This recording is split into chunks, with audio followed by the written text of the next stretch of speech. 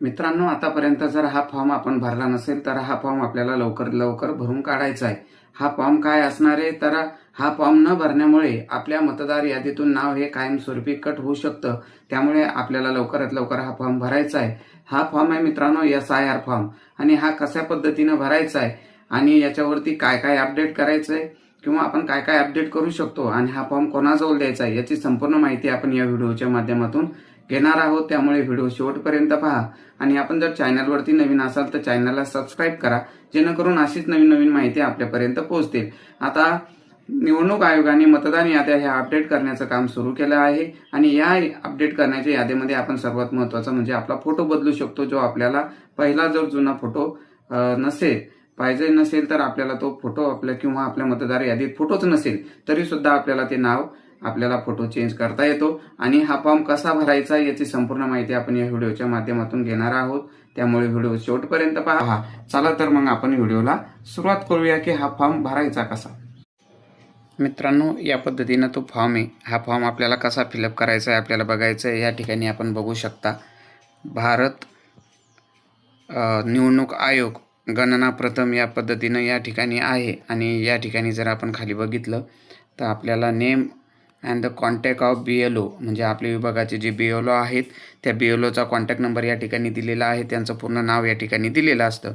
आता जर खाली या ठिकाणी आपण या ठिकाणी जर बघितलं तर मतदाराचे नाव म्हणजे आपले जे मतदार यादीत नाव आहे ते संपूर्ण नाव, आपलं वडिलांचं नाव, आडनाव आणि मतदार ओळख क्रमांक जो आहे तो या ठिकाणी आहे। आपला पत्तासुद्धा या ठिकाणी पूर्ण या फर्स्ट नंबरचा जो बॉक्स आहे या ठिकाणी आपल्याला बघायला मिळेल। आणि त्यानंतर जर आपण बघितलं तर या ठिकाणी अनुक्रमांक 201 या पद्धतीने आपला वेगवेगळा क्रमांक असू शकतो।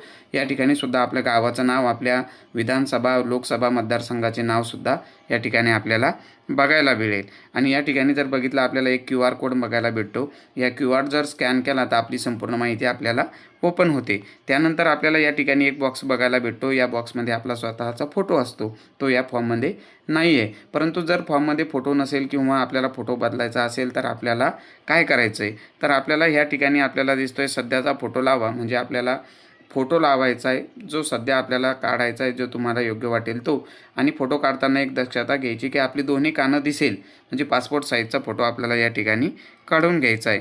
त्यानंतर आपण जर खाली बघितलं तर या ठिकाणी बघू शकता मागील जे SIR यादी आहे 2002च्या अगोदरची किंवा 2002ची, या ठिकाणीचा जो तपशील आहे हा तपशीलसुद्धा कसा शोधायचा आहे हा सुद्धा आपण बघणार आहोत। चला तर सर्वात पहिले आपण काय करूया, तो आपल्या यादीमध्ये नाव कसं शोधायचं किंवा कसा तपशील शोधायचा याची माहिती आपण सर्वात प्रथम घेऊ, जेणेकरून 2002ची यादी जी आहे ती यादी आपण ओपन करून घेऊ। चला पहिले सर्वप्रथम आपल्याला 2002च्या यादीमध्ये नाव शोधायचे, ते कसे शोधायचे ते आपण या ठिकाणी बघू। मित्रांनो, 2002च्या यादीमध्ये जर आपलं नाव शोधायचं असेल तर सर्वात प्रथम आपल्याला आपल्या मोबाईलमधील जे ब्राउझर आहे ते ओपन करायचं आहे। आणि ही लिंक आपल्याला या ठिकाणी लिंक दिलेली आहे, ही लिंक ओपन करायची। ही लिंक मी तुम्हाला डिस्क्रिप्शन बॉक्समध्ये देईल, त्यात एक नेऊनसुद्धा तुम्ही ओपन करू शकता। आणि खाली आपल्याला या ठिकाणी जो फर्स्ट नंबरची वेबसाईट दिसते इलेक्शन कमिशन ऑफ इंडियाची, या ठिकाणी याच्यावरती ओपन करायचं आहे। ओपन केल्याच्या नंतर आपल्याला या ठिकाणी या पद्धतीनं पॉपअप दिसेल। आता तुम्ही या ठिकाणी बघू शकता की 2 नंबरचा जो पॉपअप आहे आपल्याला दिसतोय, search your name in last SIR, म्हणजे लास्ट आपल्याला ज्या यादीतलं नाव आहे ते नाव शोधायचं आहे। त्यासाठी आपल्याला त्या ठिकाणी क्लिक करायचं आहे। या ठिकाणी आपल्याला ओके क्लिक करायचं आहे। ओके क्लिक केल्याच्या नंतर आपल्याला या ठिकाणी अशा पद्धतीनं माहिती ओपन होईल। आता या ठिकाणी आपल्याला सर्च करायचं म्हणजे काही डिटेल्स भरायची, ती डिटेल्स काय भरायची ही सुद्धा आपण या ठिकाणी बघणार आहोत। सर्वप्रथम आपल्याला आपल्या महाराष्ट्र स्टेट जे असेल स्टेट ते स्टेट निवडायचं आहे। आपली डिस्ट्रिक्ट या ठिकाणी आपल्याला निवडून घ्यायची आहे। आपली असेंब्ली जी असेल ती असेंब्ली आपल्याला या ठिकाणी मतदारसंघ, असेंब्ली म्हणजे आपल्याला तो मतदारसंघ या ठिकाणी निवडून घ्यायचा आहे। आणि या ठिकाणी आपल्याला जी माहिती दिसते ही माहिती आपल्याकडे असेल तर भरा, नाही तर आपल्याला एवढी त्याची कंपल्सरी नाही आहे, आपल्याला त्याला काही भरण्याची गरज नाही आहे। परंतु एक गोष्ट या ठिकाणी लक्षात घ्यायची, आपलं फुल नेम म्हणजे आपलं मतदार यादीतील पूर्ण नाव या ठिकाणी आपल्याला टाकून घ्यायचं आहे। टाकून घेतल्याच्या नंतर आपण खाली बघू शकता या ठिकाणी आपल्याला कॅप्चा दिलेला आहे। हा कॅप्चा व्यवस्थित न चुकता भरायचा आहे। जर हा कॅप्चा आपल्याला ओळखायला येत नसेल तर त्याच्या ठिकाणी रिफ्रेश बटन आहे, ते रिफ्रेश बटन आपल्याला प्रेस करायचं आहे। त्यानंतर आपला कॅप्चा बदलेल आणि हा कॅप्चा दिलेला कॅप्चा या ठिकाणी भरून घ्यायचा आहे. भरल्याच्या नंतर आपल्याला सर्च यावरती क्लिक करायचं आहे. सर्च यावरती क्लिक केल्याच्यानंतर आपल्याला संपूर्ण माहिती, आपला मतदारसंघ, आपलं नाव, आपलं वोटर लिस्टमधील नाव आहे किंवा नाही, ही संपूर्ण माहिती या ठिकाणी ओपन होईल.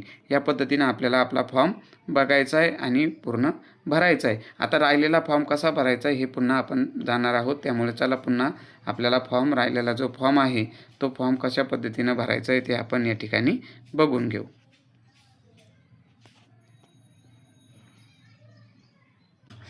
बघा मित्रांनो, 2002च्या यादीमध्ये आपण आता नाव शोधलेलं आहे. आपल्याला या ठिकाणी बघू शकता, वरील रकान्यात ज्याचे नाव नमूद आहे त्याच्या नातेवाईकाची मागील SIR मधील तपशील जी माहिती आहे ती माहिती आपल्याला या ठिकाणी भरायची आहे.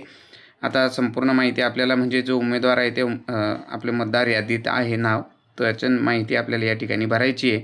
आता या ठिकाणी बघू शकता आपलं नाव पूर्ण या ठिकाणी आपल्याला भरायचं आहे.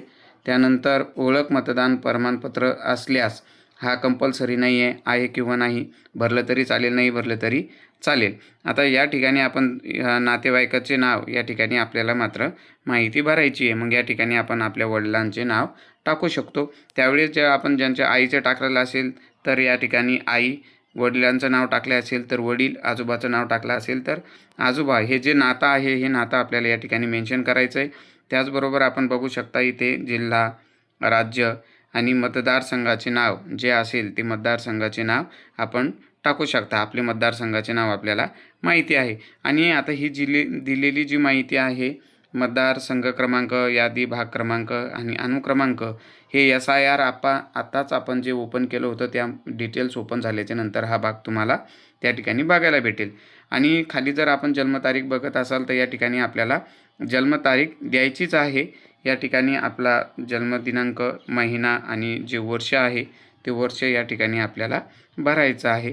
त्याचबरोबर खाली जर बघितलं आपण तर या ठिकाणी आधार क्रमांक आपल्याला आधार क्रमांक द्यायचा आहे. आणि हा आधार क्रमांक इच्छुक आहे, आपली इच्छा असेल तर द्यायचं, नाही तर कंपल्सरी नाही आहे. नंतर खाली जर आपण बघितलं तर आपल्याला मोबाईल नंबर या ठिकाणी भरायचा आहे.